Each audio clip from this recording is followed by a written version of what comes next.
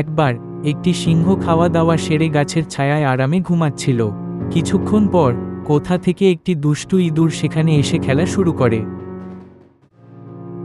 খেলার সময় ইঁদুর সিংহের পিঠে দৌড়ে সিংহের মাথায় উঠে গেল। সে খুব মজা করছিল। ইঁদুর ধরা পড়ার সাথে সাথেই সে ভয় পেয়ে কাঁপতে লাগল। সিংহ বলল, জঙ্গলের রাজার ঘুম ভাঙানোর এত সাহস তোমার আছে? মরতে প্রস্তুত হও, এখন আমি তোমাকে মেরে খেয়ে ফেলব।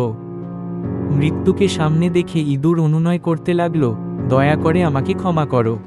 আমি অনেক বড় ভুল করেছি। আমার মতো ছোট প্রাণীকে খেয়ে তুমি কি পাবে? তোমার পেট ভরবে না। দয়া করে আমাকে ছেড়ে দাও।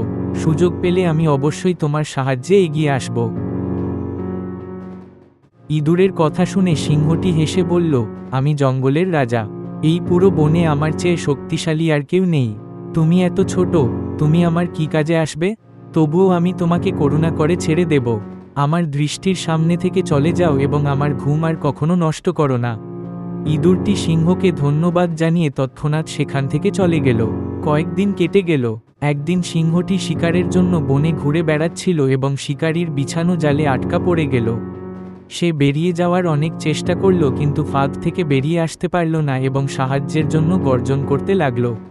সিংহের গর্জন পাশ দিয়ে যাওয়া একটি ইঁদুরের কানে গেল। সাথে সাথে ইঁদুরটি গর্জনের দিকে যেতেই সিংহটি জালে আটকা পড়ে থাকতে দেখে সে তৎক্ষণাৎ তার ধারালো দাঁত দিয়ে জাল কেটে ফেলে এবং সিংহ মুক্ত হয়ে গেল।